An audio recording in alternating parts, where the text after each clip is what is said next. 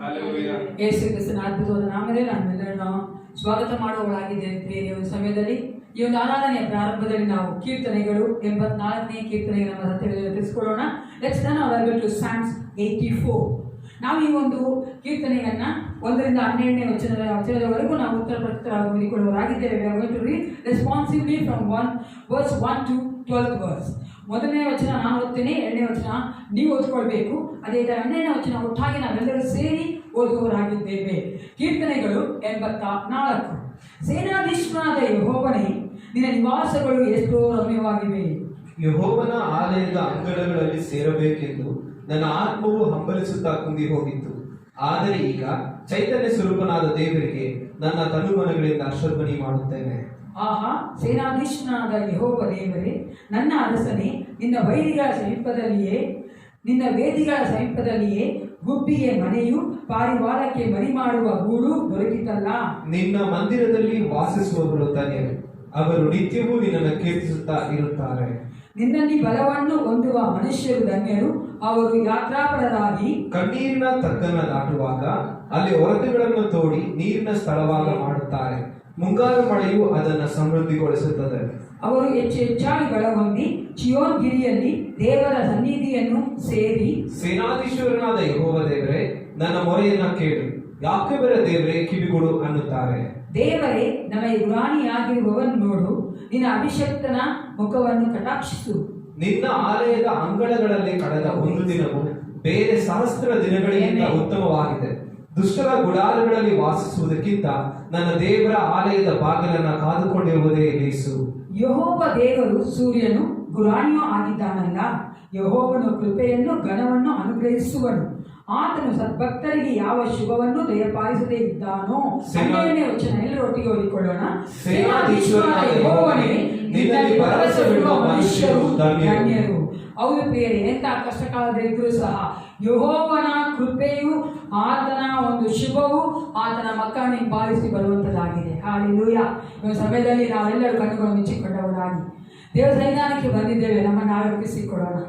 We have come to his presence. ಆತನ ಸನ್ನಿಧಾನಕ್ಕೆ ಬರುವಂತ ಸಂತೋಷಕರವಾದ ವಿಷಯವಾಗಿದೆ ಪ್ರಿಯರೇ.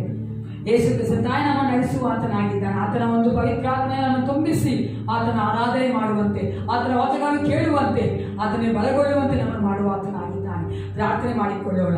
ಹಾಲೆಲೂಯಾ. ಸ್ತೋತ್ರ ಯೇಸಪ್ಪ. ಪರಿಶುದ್ಧನೇ, ಪರಿಶುದ್ಧನೇ, ನಿನಗೆ ಸ್ತೋತ್ರ ಉಂಟಾಗಲಿ. ಸೇನಾಧೀಶ್ವರನಾದ ಪರಲೋಕ ತಂದೆಯೇ, ಅಪ್ಪ, ನಿನ್ನ ಒಂದು ಪ್ರೀತಿ, ಕರುಣೆ, ಕೃಪೆ, ಶುಭಕ್ಕೋಸ್ಕರ ನಿನಗೆ ಸ್ತೋತ್ರ ಉಂಟಾಗಲಿ ರಾಜ. ಒಂದು ವಿಶೇಷವಾದ ಸಮಯದಲ್ಲಿ ಈ ಒಂದು ದಿನದಲ್ಲಿ ಅಪ್ಪ, ನಮ್ಮ ಆರಾಧನೆ ನಿನಗೆ ಒಪ್ಪಿಸಿಕೊಡುತ್ತೇವೆ. ನೀನೇ ನಮ್ಮ ಆರಾಧನೆ ಕಟ್ಟ ಅಂಗೀಕರಿಸಿಕೊಳ್ಳುವಂತ ದೇವನಾಗಿದ್ದು ಅಪ್ಪ, ಹೌದು ರಾಜ, ಸಿಂಹಾಸನ ರೂಢನಾಗಿ ನಮ್ಮ ಮಧ್ಯೆ ಇಳಿದು ಬರಬೇಕೆ ನಾವು ಬೇಡುತ್ತೇವೆ. ನಿನ್ನ ಮಕ್ಕಳನ್ನು ಕಟ್ಟಿನ ಆಶೀರ್ವದಿಸುವಂತ ದೇವನಾಗಿ, ನಮ್ಮೊಂದಿಗೆ ಮಾತನಾಡುವಂತ ದೇವನಾಗಿ, ನಮ್ಮನ್ನು ಕಟ್ಟುವಂತ ದೇವನಾಗಿ, ಬಲಪಡಿಸುವ ದೇವನಾಗಿ ನಮ್ಮ ನಡೆಸು ರಾಜ. ನಮ್ಮನ್ನೇ ಕೈಗಳು ಒಪ್ಪಿಸಿಕೊಡುತ್ತೇವೆ. ಪ್ರತಿಯೊಂದು ಭಾಗದಲ್ಲಿಯೂ ನಿನ್ನ ಮಹಿಮೆ ಆಗುವಂತೆ ನಮ್ಮ ನಡೆಸಿಕೊಳ್ಳಬೇಕೆಂದು ಯೇಸು ಕ್ರಿಸ್ತನ ನಾಮದಲ್ಲಿ ಪ್ರಾರ್ಥನೆ ಒಳ್ಳೆಯ ಪಿತನೇ, ಆಮೆನ್. ಹಾಲೆಲೂಯಾ. ಸ್ತೋತ್ರ ಸ್ವಾಮಿ. ಪರಿಶುದ್ಧನಾಗಿರುವ ದೇವರೇ, ಸರ್ವಶಕ್ತನೇ, ಒಳ್ಳೆಯವನೇ, ಅಪಾಯ ಒಂದು ಸಮಯದಲ್ಲಿ ನಿನ್ನ ಪ್ರಸನ್ನತೆಗೆ ಬಂದಿದ್ದೇವೆ ಸ್ವಾಮಿ. ದೇವರೇ, ನಿನ್ನ ಸ್ತುತಿಸಲಿಕ್ಕೆ, ನಿನ್ನ ನಾಮವನ್ನು ಘನಪಡಿಸಲಿಕ್ಕೆ, ದೇವರೇ, ನಿನ್ನ ಸಿಂಹಾಸನದ ಮುಂದೆ ನಿಂತು ನಿನ್ನನ್ನು ಆರಾಧಿಸಲಿಕ್ಕೆ ಬಂದಿರುವಂತ ನಮಗೆ ಸ್ವಾಮಿ ನಿನ್ನ ಸಹಾಯವನ್ನು ದಯಪಾಲಿಸಿಕೊಡ್ರಿ ದೇವರೇ. ಅಪ್ಪ, ರಾಜ, ಕೆಲವರು ರಥಬಲದಲ್ಲಿ, ಕೆಲವರು ಅಶ್ವಬಲದಲ್ಲಿ ಹೆಚ್ಚಳ ಪಡುತ್ತಾರೆ. ನಾವಾದರೂ ನಮ್ಮ ದೇವರಾದ ಯೆಹೋವನಲ್ಲಿ ಹೆಚ್ಚಳ ಪಡುವರಾಗಿದ್ದೇವೆ ದೇವರೇ. ನಿನ್ನಲ್ಲಿ ಹೆಚ್ಚಳ ಪಡುವಂತ ಮಕ್ಕಳಿಗೆ ನೀನು ಸಹಾಯ ಮಾಡಲಿಕ್ಕೆ ಶಕ್ತನಾದ ದೇವರಾಗಿದ್ದೇವೆ. ಅದಕ್ಕಾಗಿ ನಿಮಗೆ ಸ್ತೋತ್ರ. ಪವಿತ್ರಾತ್ಮನೇ, ನಮ್ಮ ಹೃದಯಗಳಲ್ಲಿ ಕಾರ್ಯ ಮಾಡ್ರಿ. ಪವಿತ್ರಾತ್ಮನೇ, ನಮ್ಮ ಹೃದಯಗಳಲ್ಲಿ ಚಲಿಸಿರಿ. ಯೇಸುವಿನ ನಾಮದಲ್ಲಿ ಸ್ವಾಮಿ, ಈ ದಿನ ನಿನ್ನ ಆರಾಧನೆ ಮಾಡ್ಲಿಕ್ಕೆ ಅಡ್ಡಿಯಾಗಿರುವಂತಹ ಪ್ರತಿಯೊಂದು ಕಾರ್ಯಗಳನ್ನ ಯೇಸುವಿನ ನಾಮದಲ್ಲಿ ಲಯ ಮಾಡ್ತಾರೆ ಸ್ವಾಮಿ. ದೇವರೇ ಅಪ್ಪ, ನಮ್ಮನ್ನು ನಾವು ಸಂಪೂರ್ಣವಾಗಿ ಸಜೀವ ಯಜ್ಞವಾಗಿ ನಿಮಗೆ ಅರ್ಪಿಸ್ತೇವೆ ಸ್ವಾಮಿ. ನೀವು ಆಳ್ವಿಕೆ ಮಾಡ್ರಿ. ಹಾಲೆಲೂಯಾ. ಸ್ತೋತ್ರ ರಾಜ. ಪರಿಶುದ್ಧನೇ, ನಿಮಗೆ ಸ್ತೋತ್ರ ರಾಜ. ಹಾಲೆಲೂಯಾ. ಅಪ್ಪ, ನಿಮ್ಮನ್ನ ಆರಾಧಿಸ್ತೇವೆ ರಾಜ. ಪವಿತ್ರಾತ್ಮನೇ, ಸಹಾಯ ಮಾಡ್ರಿ. ಹಾಲೆಲೂಯಾ.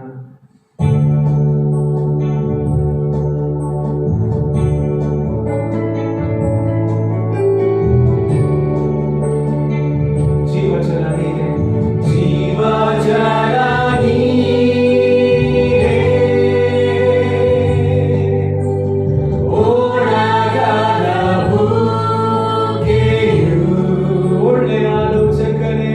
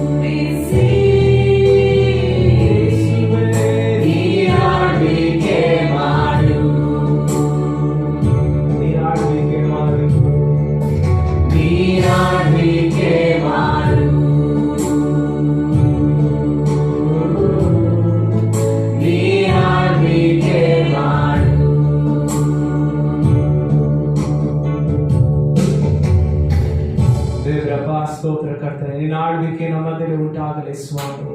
ಜೀವವುಳ್ಳ ದೇವರೇ, ಸರ್ವಶಕ್ತಿನ ಅಪ್ಪ ನಿಮ್ಮನ್ನು ಸ್ತುತಿಸ್ತಾ ಇದೆ ರಾಜನ. ಸ್ತೋತ್ರ ಕರ್ತನೆ. ದೇವರೇ, ನಿನ್ನ ನಾಮವನ್ನು ಮೇಲೆತ್ತಿ ಆರಾಧಿಸ್ತಾರೆ.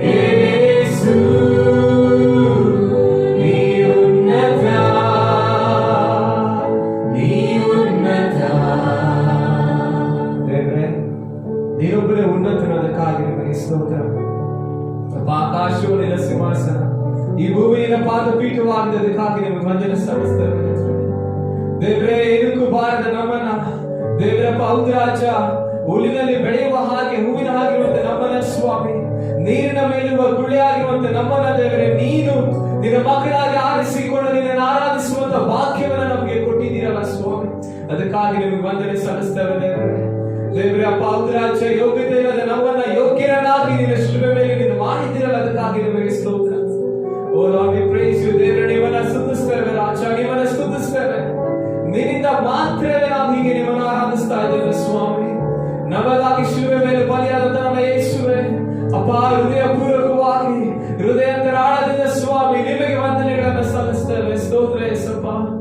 ದೇವರೇ ಔದ್ರಾಜ, ನಿನ್ನ ನಾಮ ಮಾತ್ರವೇ ರಕ್ಷಣೆ ಕೊಡುವಂತ ನಾಮ, ನಿನ್ನ ನಾಮ ಮಾತ್ರವೇ ಸ್ವಸ್ಥತೆ ಕೊಡುವಂತ ನಾಮ ದೇವರೇ. ನಿನ್ನ ನಾಮದಲ್ಲಿ ಮಾತ್ರವೇ ಎಲ್ಲವೂ ಜರುಗುತ್ತೆ, ಅದಕ್ಕಾಗಿ ಸ್ತೋತ್ರ. ಈ ಕ್ಷಣದಲ್ಲಿ ನಿನ್ನ ನಾಮವನ್ನು ನಾವು ಅಪೇಕ್ಷಿಸ್ತೇವೆ ರಾಜ.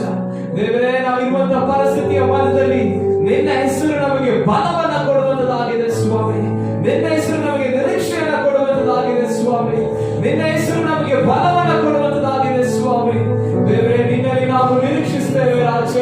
ದೇವರೇ, ನೀನು ಮಾತ್ರವೇ ಮಹಿಮೆ ಹೊಂದಿಕೊಳ್ಳ್ರಿ. ಹಾಲೆಲೂಯಾ. ರಕ್ಷಣೆ ನೀಡುವ ನಾಮ ನಿನ್ನದು ಓ ಯೇಸುವೇ. ರಕ್ಷಣೆ ನೀಡುವ ನಾಮ ನಿನ್ನದು, ಸ್ವಸ್ಥತೆ ಕೊಡುವ ನಾಮ ನಿನ್ನದು, ಬಿಡುಗಡೆ ಕೊಡುವ ನಾಮ ನಿನ್ನದು. ಯೇಸು ವೈರಿಯ ಓಡಿಸುವ ನಾಮ ನಿನ್ನದು, ಶಾಪವ ಮುರಿಯುವ ನಾಮ ನಿನ್ನದು, ಪಾಪವ ತೊಳೆಯುವ ನಾಮ ನಿನ್ನದು. ಯೇಸು ರಕ್ಷಣೆ ನೀಡುವ ನಾಮ ನಿನ್ನದು, ರಕ್ಷಣೆ ನೀಡುವ ನಾಮ ನಿನ್ನದು, ಸ್ವಸ್ಥತೆ ಕೊಡುವ ನಾಮ ನಿನ್ನದು, ಬಿಡುಗಡೆ ಕೊಡುವ ನಾಮ ನಿನ್ನದು. ಯೇಸು ವೈರಿಯ ಓಡಿಸುವ ನಾಮ ನಿನ್ನದು, ಶಾಪವ ಮುರಿಯುವ ನಾಮ ನಿನ್ನದು, ಪಾಪವ ತೊಳೆಯುವ ನಾಮ ನಿನ್ನದು.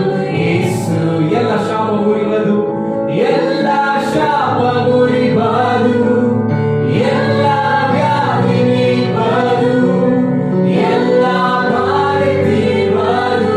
ನಿನ್ನ ನಾಮಕ್ಕೆ ಎಲ್ಲ ಶಾಪ ಮುರಿಬಾರು, ಎಲ್ಲ ವ್ಯಾಧಿ ನೀಬಾರು, ಎಲ್ಲ ಬಾರಿ ತೀರ್ಬಾರು. ನಿನ್ನ ನಾಮಕ್ಕೆ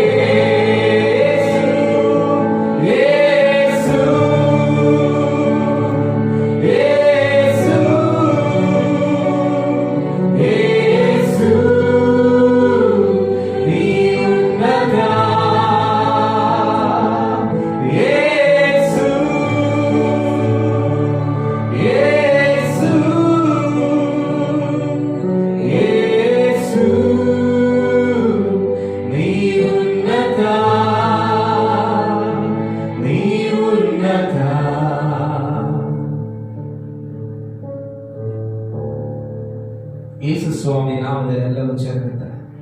ದೇವರು ನಾವು ಸ್ತುತಿಸುವ ಹಾಗೆ ಎದನ್ನೆಲ್ಲ ಯೇಸು ರಾಜನೀವ ಕರ್ತನಾಧಿಕಾರ ನಿರೂಪಿಸಲು ಒಂದು ಹಾಡನ್ನು ಹಾಡಿ ನಾವೆಲ್ಲರೂ ಕನ್ನಡದಲ್ಲಿ ದೇವರು ನಾಮವನ್ನು ಘನಪಡಿಸೋಣ. ಎದನ್ನೆಲ್ಲ ಯೇಸು ರಾಜನೀವ.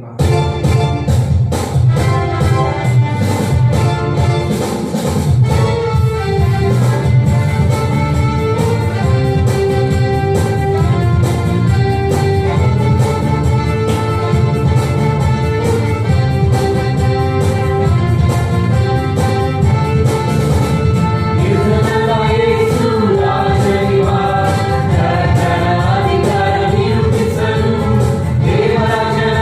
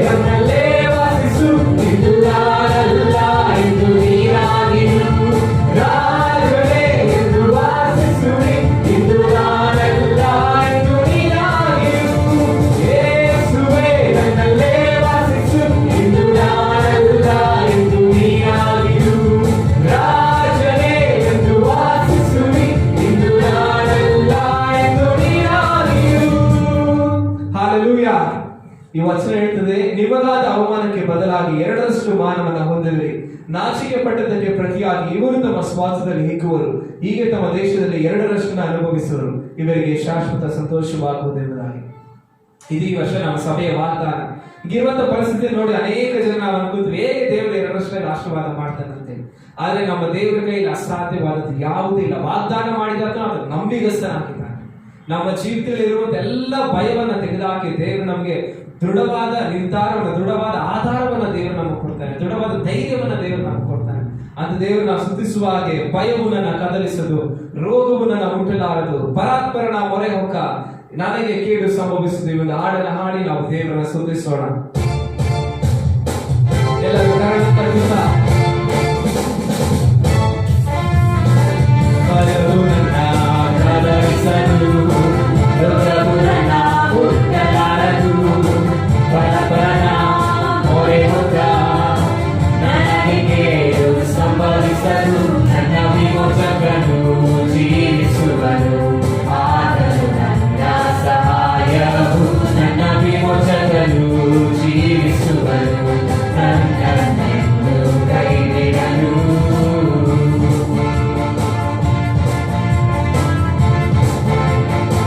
ಭಯವು ನನ್ನ ಕದಲಿಸಲು, ಭಯವು ನನ್ನ ಕದಲಿಸಲು, ರೋಗವು ನನ್ನ ಮುಟ್ಟಲಾರದು, ಪರಾತ್ಪರನ ಮೊರೆ ಹೊಕ್ಕ ನನಗೆ ಕೇಡು ಸಂಭವಿಸದು, ನನ್ನ ವಿಮೋಚಕನು ಜೀವಿಸುವನು, ಆದರೂ ನನ್ನ ಸಹಾಯವು, ನನ್ನ ವಿಮೋಚಕನು ಜೀವಿಸುವನು, ನನ್ನನ್ನೆಂದೂ ಕೈಬಿಡನು. ಸಮುದ್ರವ ದಾಟಿ ಹೋಗುವೆ, ವಾಗ್ದಾನ ಹೊಂದಿಕೊಳ್ಳುವೆ, ಸಮುದ್ರವ ದಾಟಿ ಹೋಗುವೆ, ವಾಗ್ದಾನವ ಹೊಂದಿಕೊಳ್ಳುವೆ, ಯೇಸುವನ್ನೇ ದೃಷ್ಟಿಸುತ್ತಾ ನೀರಿನ ಮೇಲೆ ನಾನು ನಡೆಯುವೆ, ನನ್ನ ವಿಮೋಚಕನು ಜೀವಿಸುವನು, ಆದರೂ ನನ್ನ ಸಹಾಯವು, ನನ್ನ ವಿಮೋಚಕನು ಜೀವಿಸುವನು, ನನ್ನನ್ನೆಂದೂ ಕೈಬಿಡನು, ನನ್ನ ವಿಮೋಚಕನು ಜೀವಿಸುವನು, ಆದರೂ ನನ್ನ ಸಹಾಯವು, ನನ್ನ ವಿಮೋಚಕನು ಜೀವಿಸುವನು, ನನ್ನನ್ನೆಂದೂ ಕೈಬಿಡನು.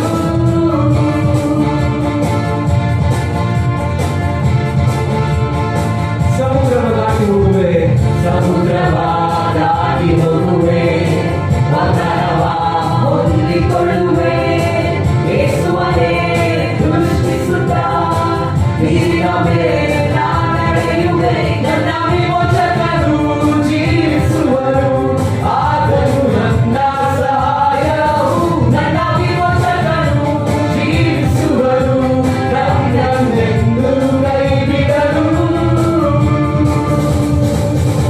ಹಾಲೆಲೂಯಾ. ನನ್ನನ್ನು ವಿಮೋಚಿಸಿದಂತ ದೇವರು, ಪಾಪದಿಂದ ನಮ್ಮನ್ನು ವಿಮೋಚಿಸಿದಂತ ದೇವರು ಈಗಲೂ ಜೀವಿಸ್ತಾ ಇದ್ದಾನೆ. ಆತನು ಮಾಡಿದಂತ ವಾಗ್ದಾನವನ್ನು ನೆರವೇರಿಸಲಿಕ್ಕೆ ಆತನು ಶಕ್ತನಾಗಿದ್ದಾನೆ. ಈ ಒಂದು ಸಮಯದಲ್ಲಿ ನಾವೆಲ್ಲರೂ ಹಾಗೆ ನಮ್ಮ ಕಣ್ಣುಗಳನ್ನು ಮುಚ್ಚಿ ದೇವರಿಗೆ ಸ್ತುತಿ ಸಲ್ಲಿಸೋಣ. ಇಷ್ಟು ದಿನಗಳ ಕಾಲ ದೇವರು ನಮ್ಮನ್ನ ಸುರಕ್ಷಿತವಾಗಿ ಆತನು ನಮ್ಮನ್ನ ಕಾದುಕೊಂಡು ಬಂದ ಅಂತ ದೇವರಿಗೆ ನಾವು ನಮ್ಮ ತನು ಮನಗಳಿಂದ ದೇವರಿಗೆ ಕೃತಜ್ಞತೆಗಳನ್ನು ಸಲ್ಲಿಸೋಣ. ದೇವರು ಸ್ತುತಿಗೆ ಯೋಗ್ಯನಾದ ದೇವರಾತನಾಗಿದ್ದಾನೆ.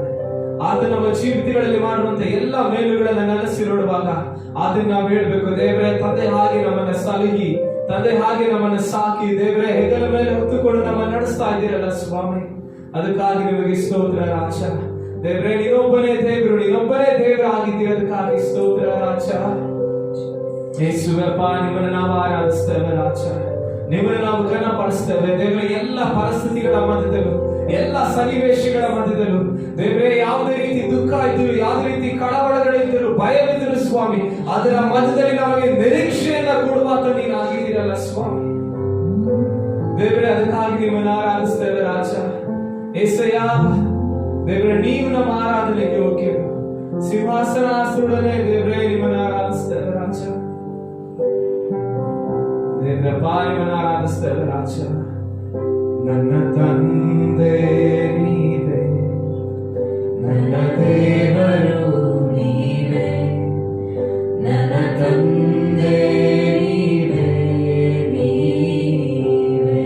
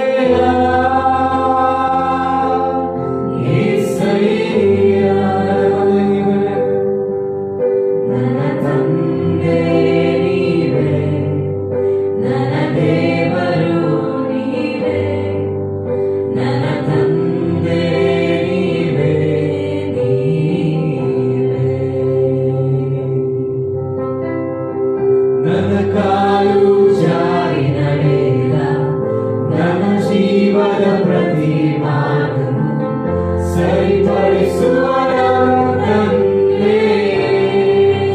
ಅಪ್ಪ ನಿಮಗೆ ಸ್ತೋತ್ರ ಸ್ವಾಮಿ. ನನ್ನ ಕಾಲು ಜಾರಿ ನಡೆದ ನನ್ನ ಜೀವದ ಪ್ರತಿಮಾನನು ಸರಿಪಡಿಸುವನು ತಂದೆ. ಹಗಲ ಸೂರ್ಯವಾದೆಯಾಗಲಿ ರಾತ್ರಿ ಚಂದ್ರವಾದೆಯಾಗಲಿ ತಗಲದಂತೆ ಕಾಯ್ದ ನಿನ್ ಪ್ರೇಮ.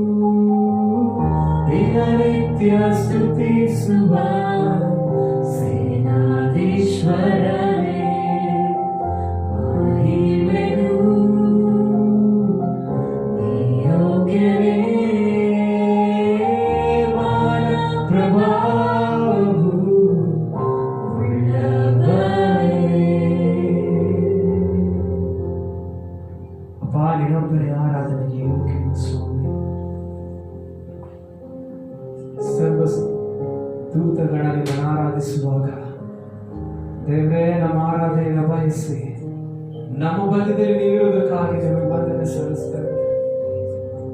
ನಿನ್ನ ಸಿಂಹಾಸನವನ್ನು ದೃಷ್ಟಿಸಿ ನೋಡಿ ದೇವರೇ, ನಿನ್ನ ಪಾದಗಳಿಗೆ ಎರಗಿ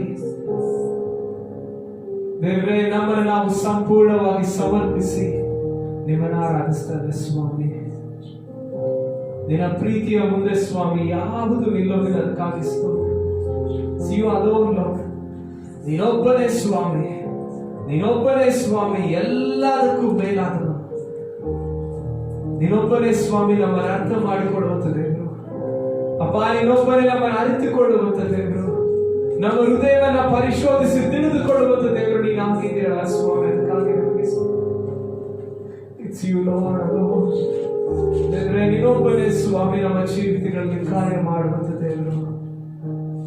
ನಿಮ್ಮನ್ನು ಆರಾಧಿಸ್ತೇವೆ, ನಿಮ್ಮನ್ನು ಆರಾಧಿಸ್ತೇವೆ, ನಿಮ್ಮನ್ನು ಆರಾಧಿಸ್ತೇವೆ ದೇವರೇ, ನಿಮ್ಮನ್ನು ಆರಾಧಿಸ್ತೇವೆ ಸ್ವಾಮಿ. ನಿನ್ನ ಕೃಪೆ ಪ್ರೀತಿ ದೇವರೇ ಹೀಗೆ ನಮ್ಮನ್ನು ಆವರಿಸಿಕೊಂಡು ನಮ್ಮನ್ನು ನಡೆಸಲಿ. ಪ್ರಾರಂಭವು ಸಮಾಪ್ತಿಯನ್ನು ತಿಳಿದಿರುವಂತ ದೇವರೇ, ನಿಮ್ಮ ಕರೆಗಳಿಗೆ ನಾವು ಪ್ರತಿಯೊಂದನ್ನು ಒಪ್ಪಿಸಿಕೊಡ್ತೇವೆ ಸ್ವಾಮಿ. ಈಗಿರುವಂತಹ ಪರಿಸ್ಥಿತಿನ ನಾವು ನೋಡಿ ಭಯ ಪಡೋದಿಲ್ಲ.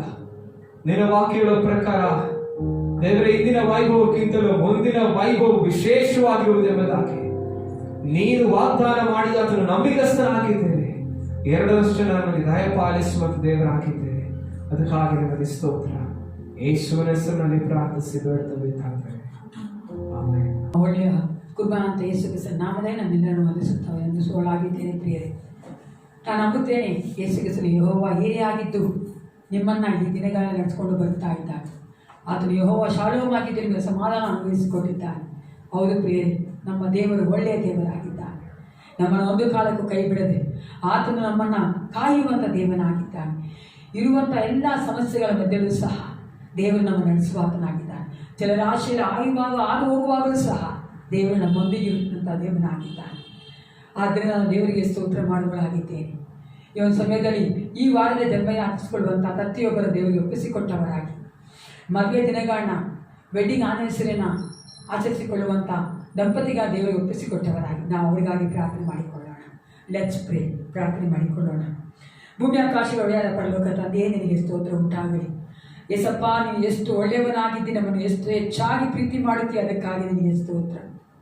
ಕರ್ತ, ವಿಶೇಷವಾಗಿ ದಿವ್ಯಜ್ಯೋತಿ ನಾಜರಿನ್ ಸಭೆಯಲ್ಲಿರುವಂಥ ಪ್ರತಿಯೊಬ್ಬ ಮಕ್ಕಳು ಯೇಸಪ್ಪ, ಯಾವ ಮಕ್ಕಳೆಲ್ಲರೂ ಕರ್ತನೆ ರಾಜ ಈ ವಾರದ ಜನ್ಮದಿನ ಆಚರಿಸ್ಕೊಳ್ತಾ ಇದ್ದಾರೋ ಕರ್ತ, ಆ ಮಕ್ಕಳೆಲ್ಲರಿಗೂ ಒಪ್ಪಿಸಿಕೊಡುತ್ತೇನೆ. ಅವರು ಕಳೆದ ವರ್ಷ ನೀನು ಸುಂದರವಾಗಿ ನಡೆಸಿಕೊಂಡು ಬಂದಿದ್ದಿ.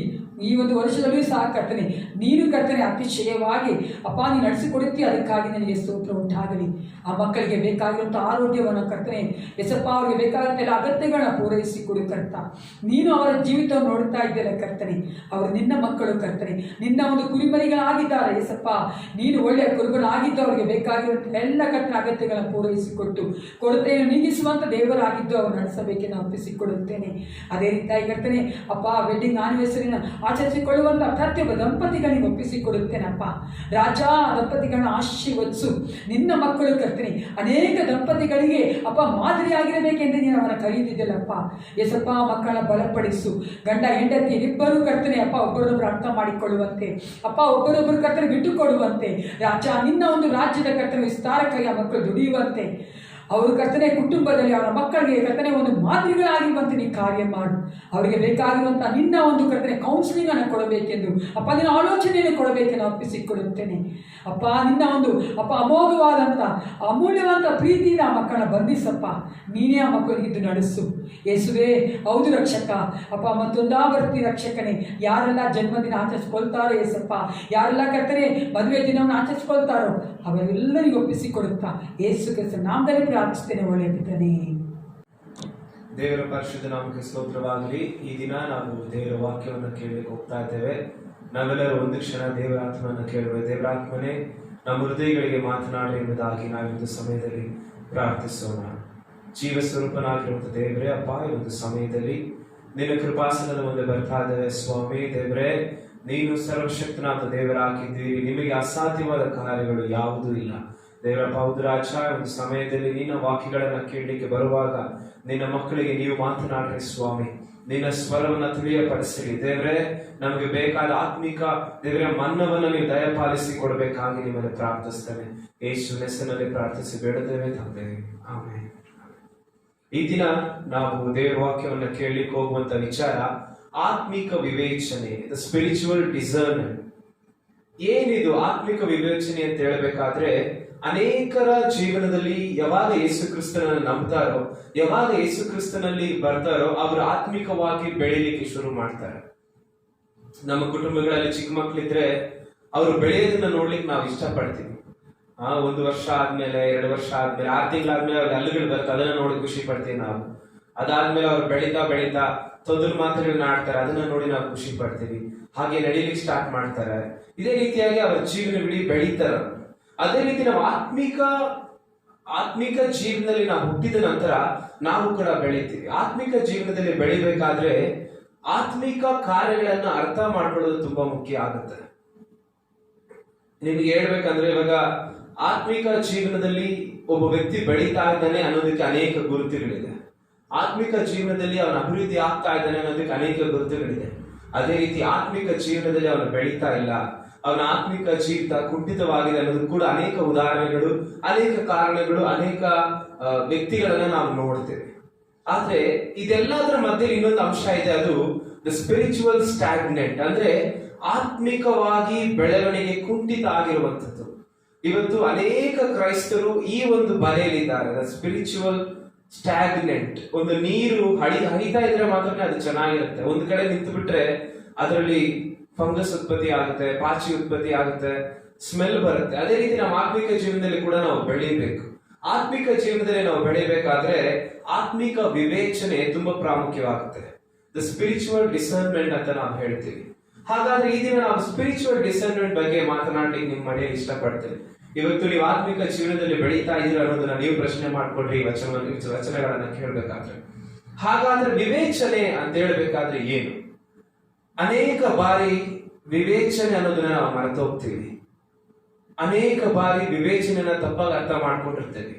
ವಿವೇಚನೆ ಅಂತ ಹೇಳಿದ್ರೆ ಏನು? ವಿವೇಚನೆ ಅಂತ ಹೇಳಿದ್ರೆ ನಮ್ಮ ಜೀವನದಲ್ಲಿ ಇರುವಂತ ಜ್ಞಾನವನ್ನ ನಾವು ಉಪಯೋಗಿಸಿ, ನಮಗಿರುವಂತ ನಮ್ಮ ಬುದ್ಧಿಯನ್ನು ಉಪಯೋಗಿಸಿ ನಾವು ಒಂದು ಕನ್ಕ್ಲೂಷನ್ಗೆ ಬರ್ತೀವಿ, ಒಂದು ಬೇಸ್ಗೆ ಬರ್ತೀವಿ, ಒಂದು ಕನ್ಕ್ಲೂಷನ್ಗೆ ಬರ್ತೀವಿ. ಅದೇ ವಿವೇಚನೆ. ನಾನು ಇದನ್ನ ಮಾಡಬೇಕು, ಇದನ್ನ ಮಾಡಬಾರ್ದು, ಈ ರೀತಿ ನಾನು ಇರಬೇಕು, ಈ ರೀತಿಯಾಗಿ ನೀನು ಇರಬಾರ್ದು, ನಾನು ಈ ರೀತಿಯಾಗಿ ಊಟ ಮಾಡಬೇಕು, ಇದನ್ನ ನಾನು ತಿನ್ನಬಾರ್ದು, ಈ ರೀತಿಯಾಗಿ ನಾನು ಜೀವನವನ್ನ ಸಾಗಿಸ್ಬೇಕು, ಈ ರೀತಿಯಾಗಿ ನಾನು ಮಾಡಬಾರ್ದು ಅಂತ. ಇವತ್ತು ಅನೇಕ ಜನ ಈ ಒಂದು ನಿರ್ಧಾರಗಳನ್ನ ಮಾಡೋದ್ರಲ್ಲಿ ಸೋತು ಹೋಗ್ತಾರೆ. ಯಾಕಂದ್ರೆ ಅವರ ಜೀವನದಲ್ಲಿ ಅವ್ರಿಗಿರುವಂತ ಜ್ಞಾನ ಸಾಲದು, ಅವ್ರಿಗಿರುವಂತ ಬುದ್ಧಿ ಸಾಲದು. ಅದಕ್ಕೆ ಅನೇಕ ಜನ ಹೇಳ್ತಾರೆ, ಹಿರಿಯರ ಮಾತನ್ನ ಕೇಳ್ರಿ, ದೊಡ್ಡವ್ರ ಮಾತನ್ನ ಕೇಳ್ರಿ. ಇವತ್ತು ಅನೇಕ ಜನ ಯವನಸ್ಥರು ಹೇಳ್ತಾರೆ, ನನಗೆ ಫ್ರೀ ಅಡ್ವೈಸ್ ಎಲ್ಲ ಬೇಕಾಗಿಲ್ಲ, ನನಗೆ ಫ್ರೀ ಅಡ್ವೈಸ್ ಎಲ್ಲ ಬೇಕಾಗಿಲ್ಲ. ಆದ್ರೆ ನಾನು ಹೇಳ್ತೀನಿ ನಿಮ್ಗೆ, ದೊಡ್ಡವ್ರ ಮಾತನ್ನ ಕೇಳ್ರಿ. ದೊಡ್ಡವ್ರ ಮಾತನ್ನ ಕೇಳಿದಾಗ ಅದ್ರಲ್ಲಿ ನಿಮ್ಗೆ ಜ್ಞಾನ ಬರುತ್ತೆ. ಕೇಳಿದಾಗ ನಿಮ್ಗೆ ಜ್ಞಾನ ಬರುತ್ತೆ. ಜ್ಞಾನ ನಿಮ್ಮನ್ನ ವಿವೇಚನೆಗೆ ನಡೆಸುತ್ತೆ, ಏನ್ ಮಾಡ್ಬೇಕು ಏನ್ ಮಾಡಬಾರ್ದು ಅಂತೇಳಿ. ಅದೇ ರೀತಿ ನಮ್ಮ ಆತ್ಮಿಕ ಜೀವನದಲ್ಲಿ ಕೂಡ ನಮಗೆ ಆತ್ಮಿಕವಾದ ವಿವೇಚನೆ ಬೇಕಾಗಿರುತ್ತೆ. ಇವತ್ತು ಅನೇಕ ವ್ಯಕ್ತಿಗಳು ಪ್ರಸಂಗ ಮಾಡೋದನ್ನ ನಾವು ಕೇಳ್ತಾ ಇದ್ದೀವಿ, ಅನೇಕ ಜನ ವಾಕ್ಯ ಹೇಳೋದನ್ನ ಕೇಳ್ತಾ ಇದ್ದೀವಿ, ಅನೇಕ ಜನ ಆತ್ಮಿಕವಾಗಿ ಬುದ್ಧಿವಾದವನ್ನು ಹೇಳೋದನ್ನ ನಾವು ಕೇಳ್ತಾ ಇದ್ದೀವಿ. ಅದೆಲ್ಲವನ್ನ ನಾವು ವಿವೇಚನೆಯಿಂದ ನೋಡ್ಬೇಕು. ಅದನ್ನ ವಿವೇಚನೆಯಿಂದ ನೋಡಿದಾಗ ಮಾತ್ರನೇ ನಮ್ಗೆ ಅರ್ಥ ಆಗುತ್ತೆ ಅದು ಸರಿನಾ ತಪ್ಪಾ ಎಂಬುದಾಗಿ. ನೋಡ್ರಿ, ಕ್ರೈಸ್ತಿಯ ಜೀವನದಲ್ಲಿ ಆತ್ಮಿಕ ವಿವೇಚನೆ ಇಲ್ಲದೆ ನಾವು ಆತ್ಮಿಕವಾಗಿ ಬೆಳವಣಿಗೆ ಆಗ್ಲಿಕ್ಕೆ ಸಾಧ್ಯ ಇಲ್ಲ. ಬೆಳವಣಿಗೆ ಅಂತ ಹೇಳ್ಬೇಕಾದ್ರೆ ಒಂದು ಹಂತದವರೆಗೂ ನೀವು ಬೆಳೆಯಬಹುದು, ಆದ್ಮೇಲೆ ಆತ್ಮಿಕ ವಿವೇಚನೆ ಬೇಕೇ ಬೇಕು. ಒಂದು ಹಂತದವರೆಗೂ ಅಂತ ಹೇಳಿದ್ರೆ, ನಾವು ಮೊದಲು ಯೇಸುಸ್ವಾಮಿ ನಂಬಿದ ಮೇಲೆ ನಾವು ಸಭೆಗೆ ಬರ್ತೀವಿ, ವಾಕ್ಯಗಳನ್ನ ಕಲ್ತ್ಕೊಳ್ತೀವಿ, ಅದರಿಂದ ನಾವು ಸ್ವಲ್ಪ ನಡೀತೀವಿ. ಅದೇ ರೀತಿ ಅದಾದ್ಮೇಲೆ ಇನ್ನೊಂದು ಹಂತ ನಾವೇನ್ ಮಾಡ್ತೀವಿ, ನಾವು ಪ್ರಾರ್ಥನೆ ಮಾಡ್ಲಿಕ್ಕೆ ಶುರು ಮಾಡ್ತೀವಿ, ಮತ್ತೆ ವಾಕ್ಯಗಳನ್ನ ನಾವು ಧ್ಯಾನ ಮಾಡ್ಲಿಕ್ಕೆ ಶುರು ಮಾಡ್ತೀವಿ. ಅದು 2ನೇ ಹಂತ. 3ನೇ ಹಂತಕ್ಕೆ ಬರ್ಬೇಕಾದ್ರೆ ನಾವು ಆತ್ಮನಿಂದ ಪ್ರೇರೇಪಿತಗೊಳ್ತೀವಿ. ಆ ಪ್ರೇರೇಪಣೆಯನ್ನ ನಾವು ಸರಿಯಾಗಿ ಅರ್ಥ ಮಾಡ್ಕೊಳ್ಬೇಕಾದ್ರೆ ನಮ್ಗೆ ಆತ್ಮಿಕ ವಿವೇಚನೆ ಬೇಕು. ನನಗೆ ಗೊತ್ತಿದ್ದು ಸ್ವಲ್ಪ ಕಷ್ಟ ಅರ್ಥ ಆಗೋದಂತೇಳಿ, ಆದ್ರೆ ದೇವರಾತ್ಮ ನಿಮಗೆ ಸಹಾಯ ಮಾಡ್ತಾರೆ. ಸೊ ನೀವು ದೇವರಾತ್ಮನಿಗೆ ಸ್ಥಳವನ್ನು ಕೊಡ್ರಿ. ಅದೇ ರೀತಿ ಇವಾಗ ಕ್ರೈಸ್ತರಲ್ಲಿರುವಂತಹ ಒಂದು ತೊಂದರೆ ಏನಂದ್ರೆ, ಆತ್ಮಿಕ ವಿವೇಚನೆಗೂ ನಂಬಿಕೆಗೂ ವ್ಯತ್ಯಾಸ ಗೊತ್ತಿಲ್ಲ ಅವ್ರಿಗೆ. ತುಂಬಾ ಜನ ಏನ್ ಮಾಡ್ತಾರೆ, ಆತ್ಮಿಕ ವಿವೇಚನೆ ಓಕೆ, ನಂಬಿಕೆಗೂ ಆತ್ಮಿಕ ವಿವೇಚನೆಗೂ ಒಂದೇ ಅನ್ಕೊಂಡ್ಬಿಟ್ಟಿದ್ದಾರೆ. ಅದೇ 2 ವ್ಯತ್ಯಾಸ. ಆತ್ಮಿಕ ವಿವೇಚನೆ ಅಂತ ಹೇಳಬೇಕಾದ್ರೆ God helps them to come to the best decision. ಆತ್ಮಿಕ ವಿವೇಚನೆ ಅಂತ ಹೇಳ್ಬೇಕಾದ್ರೆ ದೇವರು ಅವರಿಗೆ ಒಳ್ಳೆಯ ನಿರ್ಧಾರವನ್ನ ತೆಗೆದುಕೊಳ್ಳಲಿಕ್ಕೆ ಸಹಾಯ ಮಾಡೋದು ಆತ್ಮಿಕ ವಿವೇಚನೆ. ಅದ್ರ ನಂಬಿಕೆ ಅಂತ ಹೇಳ್ಬೇಕಾದ್ರೆ ಆ ದೇವರ ಮೇಲೆ ಇರುವಂತಹ ಕಾನ್ಫಿಡೆನ್ಸ್, ದೇವರ ಮೇಲೆ ಇರುವಂತಹ ಒಂದು ನಂಬಿಕೆ, ದೇವರ ಮೇಲೆ ಇರುವಂತಹ ಒಂದು ಕಾನ್ಫಿಡೆನ್ಸ್, ದೇವರನ್ನ ಮಾಡೇ ಮಾಡ್ತಾನೆ ಅನ್ನುವಂತ ಒಂದು ನಿರೀಕ್ಷೆ, ಅದನ್ನ ನಾವು ನಂಬಿಕೆ ಅಂತ ಹೇಳ್ತೀವಿ. ನಾನು ಅರ್ಥ ಆಯ್ತು ಅನ್ಕೋತೀನಿ. ಮೊದಲನೇದು ಆತ್ಮಿಕ ವಿವೇಚನೆ ಅಂತ ಹೇಳ್ಬೇಕಾದ್ರೆ ದೇವರು ನಮಗೆ ಒಂದು ನಿರ್ಧಾರವನ್ನ ತೆಗೆದುಕೊಂಡು ಬರ್ತಾರೆ, ಅಥವಾ ದೇವರು ನಮ್ಮ ಜೀವನದಲ್ಲಿ ಒಂದು ನಿರ್ಧಾರವನ್ನ ತೆಗೆದುಕೊಳ್ಳುವ ರೀತಿ ಮಾಡ್ತಾರೆ. ಅದನ್ನ ಜ್ಞಾನದಿಂದ ಅದು ವಿವೇಚನೆ. ನಂಬಿಕೆ ಅಂತ ಹೇಳ್ಬೇಕಾದ್ರೆ ನಾವು ದೇವರನ್ನ ಎಲ್ಲಾ ವಿಷಯಗಳಲ್ಲಿ, ಎಲ್ಲಾ ಕಾರ್ಯಗಳಲ್ಲಿ ಆತನ ಮೇಲೆ ನಾವು ಆತ್ಕೊಳ್ತೀವಿ, ಅದು ನಂಬಿಕೆ. ಇದನ್ನ ಅರ್ಥ ಆಯ್ತು ಅಂತ ತಿಳ್ಕೊಳ್ತೀನಿ. ಈಗ ನಾವು ಇವಾಗ ಅನೇಕರಿಗೆ ಆತ್ಮಿಕ ವಿವೇಚನೆ ಅಂತ ಒಂದು ಪದವನ್ನು ಕೇಳಿದ ತಕ್ಷಣ ಇದು ಹೊಸದಾಗಿರ್ಬೋದು ನಿಮ್ಗೆ, ಅದನ್ನ ಕೇಳಿಸ್ಕೊಡ್ರಿ. ಆತ್ಮಿಕ ವಿವೇಚನೆ ಅಂತ ಹೇಳಿದ್ರೆ ಅದು ಆತ್ಮಿಕ ಜೀವನದಲ್ಲಿರುವಂತಹ ಒಂದು ಹಂತ, ಆತ್ಮಿಕ ಜೀವನದಲ್ಲಿರುವಂತಹ ಒಂದು ಹಂತ. ಇವತ್ತು ಅನೇಕ ಜನ ಅದನ್ನ ಇಲ್ಲ, ಅದ ಹಂತಕ್ಕಿನ್ನೂ ಹೋಗಿಲ್ಲ. ಎಷ್ಟೇ ವರ್ಷಗಳಾಗಿರ್ಬೋದು, ದೇವರನ್ನ ಕಂಡುಕೊಂಡಿದ ತಕ್ಷಣ ನಾವು ಆತ್ಮಿಕವಾಗಿ ಬೆಳಿತೀವಿ ಅನ್ನುವಂತ ಯಾವುದೇ ಪುರಾವೆಗಳಿಲ್ಲ. ದೇವರನ್ನ ಕಂಡುಕೊಂಡ ಮೇಲೆ ನಾವು ಪ್ರಯಾಸ ಪಡದ ಹೊರತು, ನಾವು ಎಫರ್ಟ್ ಹಾಕದ ಹೊರತು ನಾವು ಆತ್ಮಿಕ ಜೀವನದಲ್ಲಿ ಬೆಳೀಲಿಕ್ಕೆ ಸಾಧ್ಯ ಆಗೋದಿಲ್ಲ. ಅದಕ್ಕೆ ಪೌಲನು ಹೇಳ್ತಾರೆ, ನಿಮ್ಮ ರಕ್ಷಣೆಯನ್ನ ನೀವು ಸಾಧಿಸಿಕೊಳ್ಳ್ರಿ ಅಂತ ಹೇಳಿ. ರಕ್ಷಣೆಯನ್ನ ಸಾಧಿಸಿಕೊಳ್ಳ್ರಿ ಅಂತ ಹೇಳ್ಬೇಕಾದ್ರೆ ನಮ್ಮ ಜೀವಿತವನ್ನ, ನಮ್ಮ ಆತ್ಮಿಕ ಜೀವಿತವನ್ನ ನಾವು ಯಾವಾಗ ವ್ಯವಸ್ಥಿತವಾಗಿ ನಾವು ನಡೆಸ್ತೀವೋ ಆಗ ಮಾತ್ರ ಆತ್ಮಿಕವಾಗಿ ನಾವು ಬೆಳೆಯಲಿಕ್ಕೆ ಸಾಧ್ಯವಾಗುತ್ತದೆ. ಆತ್ಮಿಕವಾಗಿ ನಾವು ಬೆಳೆಯಬೇಕಂದ್ರೆ ಎರಡು ತುಂಬಾ ಪ್ರಾಮುಖ್ಯವಾದ ಕಾರ್ಯಗಳು. ಮೊದಲನೇದು, ನಾವು ದೇವರಿಗೆ ವಿಧೇಯರಾಗಿರ್ಬೇಕು. ಎರಡನೇದು, ನಮ್ಮ ಜೀವಿತ ಡಿಸಿಪ್ಲಿನ್ ಆಗಿರ್ಬೇಕು. ಇವತ್ತು ತುಂಬಾ ಜನಕ್ಕೆ ಇದು ಕಷ್ಟ. ಯಾವುದು? ದೇವರಿಗೆ ವಿಧೇಯರಾಗಿರೋದು ಮತ್ತೆ ನಮ್ಮ ಜೀವನದಲ್ಲಿ ನಾವು ಡಿಸಿಪ್ಲಿನ್ ಆಗಿ ನಡೆಯೋದು ತುಂಬಾ ಕಷ್ಟ. ಆತ್ಮಿಕ ಜೀವನದಲ್ಲಿ ಬೆಳೆಯಲಿಕ್ಕೆ ಇಷ್ಟಪಡ್ತೀರಾ? ದೇವರಿಗೆ ವಿಧೇಯರಾಗ್ರಿ. ಆತ್ಮಿಕ ಜೀವನದಲ್ಲಿ ಬೆಳಿಬೇಕಂತ ಇಷ್ಟಪಡ್ತೀರಾ? ನಿಮ್ಮ discipline life is very very important. Discipline life ಅಂತ ಹೇಳಿದ ತಕ್ಷಣ ಇವತ್ತು ತುಂಬಾ ಜನ ಮಿಲಿಟರಿ ತರ ಇರ್ಬೇಕಂತಲ್ಲ. ಏನು, ಬೆಳಗ್ಗೆ ಎದ್ದೋಳು, ಬೇಗ ಎದ್ದೋಳು, ಓಕೆ ಈ ಟೈಮ್ ಇಂದ ಈ ಟೈಮ್ ಮಾಡಿ, ಈ ಟೈಮ್ ಇಂದ ಬ್ರೇಕ್ಫಾಸ್ಟ್ ಈ ಟೈಮ್ ಮಾಡಬೇಕು, ಆಮೇಲೆ ನಾವು ಕೆಲಸ ಮಾಡಬೇಕು, ಆಮೇಲೆ ತಿರ್ಗಾ ಬಂದು ವಾಕ್ ಅಂತಲ್ಲ. ಡಿಸಿಪ್ಲಿನ್ ಅಂತ ಹೇಳ್ಬೇಕಾದ್ರೆ ಅದು ಆತ್ಮಿಕವಾದ ಡಿಸಿಪ್ಲಿನ್ ಆಗಿರ್ಬೇಕು. ಇವತ್ತು ಎಷ್ಟು ಜನ ನಾವು ಮನೆಗಳಲ್ಲಿ ಲಾಕ್ಡೌನ್ ಅಲ್ಲಿ ಇದೀವಿ, ಆದ್ರೂ ಕೂಡ ಎಷ್ಟು ಜನ ನಾವು ಕೂತ್ಕೊಂಡು ಸತ್ಯವೇದನ ಧ್ಯಾನ ಮಾಡ್ತೀವಿ? ಎಷ್ಟು ಜನ ನಾವು ದೇವರಿಗಾಗಿ ಪ್ರತ್ಯೇಕಿಸಿ ಒಂದು ಸಮಯವನ್ನ ಇಟ್ಟಿದ್ದೇವೆ? ದೇವರು ನಮ್ಮಿಂದ ಇಷ್ಟಪಡ್ತಾರಲ್ಲ. ಇವತ್ತು ನೀವು ಆತ್ಮಿಕ ವಿಷಯಗಳಲ್ಲಿ ಬೆಳಿಬೇಕಾ? ನಿಮಗೆ ತುಂಬಾ ಪ್ರಾಮುಖ್ಯವಾದದ್ದು ಡಿಸಿಪ್ಲಿನ್, ಸರಿಯಾದ ಶಿಕ್ಷಣ ನಮ್ಮಲ್ಲಿರಬೇಕು. ಇವತ್ತು ಕುಟುಂಬಗಳಿರುವಂತಹ ತಂದೆ ತಾಯಿ ನಾನು ಹೇಳ್ತಾ ಇದ್ದೇನೆ, ನೀವು ಡಿಸಿಪ್ಲಿನ್ ಆಗಿಲ್ಲ ಅಂತ ಹೇಳಿದ್ರೆ ನಿಮ್ಮ ಮಕ್ಕಳನ್ನ ನೀವು ಡಿಸಿಪ್ಲಿನ್ ಆಗಿ ಇರಿಸೋದಕ್ಕೆ ಆಗೋದಿಲ್ಲ. ನಿಮ್ಮ ಮಕ್ಕಳು ನಿಮ್ಮನ್ನ ಗಮನಿಸ್ತಾರೆ. ಓ, ನಮ್ಮ ತಂದೆ ಎಷ್ಟೊತ್ತು ಬೈಬಲ್ ಓದ್ತಾರೆ, ನಮ್ಮ ತಾಯಿ ಎಷ್ಟೊತ್ತು ಸತ್ಯವೇದ ಓದ್ತಾರೆ, ಎಷ್ಟೊತ್ತು ಪ್ರಾರ್ಥನೆ ಮಾಡ್ತಾರೆ. ಇವತ್ತು ಮಕ್ಕಳು ಎಲ್ಲವನ್ನ ಗಮನಿಸ್ತಾರೆ. ಅಂತ ಮಕ್ಕಳಿಗೆ ನೀವು ಹೇಳ್ಕೊಡ್ಬೇಕಾದ್ರೆ ನಾವು ಅದನ್ನ ಮೊದಲು ಮಾಡ್ಬೇಕಲ್ವ. ಹಾಗಾಗಿ ಆತ್ಮಿಕವಾಗಿ ನಾವು ಬೆಳಿಬೇಕಂದ್ರೆ ಮೊದಲನೇದು ದೇವರಿಗೆ ವಿಧೇಯರಾಗ್ರಿ. ದೇವರಿಗೆ ವಿಧೇಯರಾಗ್ರಿ ಅಂತ ಹೇಳ್ಬೇಕಾದ್ರೆ ದೇವರ ವಾಕ್ಯಕ್ಕೆ ವಿಧೇಯರಾಗ್ರಿ. ಅನೇಕ ಸಮಯಗಳಲ್ಲಿ ನಾವು ಸಭೆಯಲ್ಲಿ ಅನೇಕ ವಾಕ್ಯಗಳನ್ನ ಕೇಳ್ತೀವಿ, ಆ ವಾಕ್ಯಗಳನ್ನ ಸಭೆಯಿಂದ ಹೊರಗಡೆ ಹೋಗ್ಬೇಕಾದ್ರೆ ಅಲ್ಲೇ ಮರೆತೋಗ್ತೀವಿ. ಇವತ್ತು ಎಷ್ಟು ಜನ ಆ ವಾಕ್ಯಗಳನ್ನ ಗ್ರಹಿಸಿ ಅದನ್ನ ಚೆನ್ನಾಗಿ ಮೆಲುಕು ಹಾಕಿ ಅದರಲ್ಲಿರುವಂತಹ ಸಾರಗಳನ್ನ ತೆಗೆದುಕೊಳ್ತೀರ. ಇವತ್ತು ಪ್ರಸಂಗ ಮಾಡ್ಬೇಕಾದ್ರೆ ನಾವು ಯಾವುದೋ ಒಂದು ಅಧ್ಯಾಯ, ಒಂದು ರೆಫರೆನ್ಸ್ ಹೇಳಿರ್ತೀವಿ, ನಾವ್ ಹೇಳ್ತೀವಿ ಮನೇಲಿ ಹೋಗ್ಬೋದು ಅಂತೀವಿ. ಅನೇಕ ಜನ ಅದನ್ನ ಮಾಡೋದಿಲ್ಲ. ಮನೆಗೆ ಹೋಗಿದ ತಕ್ಷಣ ಅವ್ರ ಯೋಚನೆಗಳೇ ಬೇರೆ ಇರುತ್ತೆ, ಮನೆಗೆ ಹೋಗಿದ ತಕ್ಷಣ ಅವ್ರ ಕೆಲಸಗಳೇ ಬೇರೆ ಇರುತ್ತೆ. ಇವತ್ತು ಕ್ರೈಸ್ತರಾಗಿರುವಂತ ನಮ್ಮ ಜೀವನದಲ್ಲಿ ಆತ್ಮಿಕವಾಗಿ ನಾವು ಡಿಸಿಪ್ಲಿನ್ ತುಂಬಾ ಮುಖ್ಯ. ಇವತ್ತು ನಾವು ಕೆಲಸ ಮಾಡೋ ಜಾಗದಲ್ಲಿ ಡಿಸಿಪ್ಲಿನ್ ಇಲ್ಲ ಅಂದ್ರೆ ಯಾರು ನಮ್ಮನ್ನ ಅಪ್ರಿಶಿಯೇಟ್ ಮಾಡಲ್ಲ. ಇವತ್ತು ಸ್ಕೂಲ್ಗಳಲ್ಲಿ ಮಕ್ಕಳು ಡಿಸಿಪ್ಲಿನ್ ಆಗಿ ಹೋಗಿಲ್ಲ ಅಂತ ಹೇಳಿದ್ರೆ ಟೀಚರ್ಸ್ ಅಪ್ರಿಶಿಯೇಟ್ ಮಾಡಲ್ಲ, ಮನೆ ಕಳಿಸ್ತಾರೆ ವಾಪಸ್.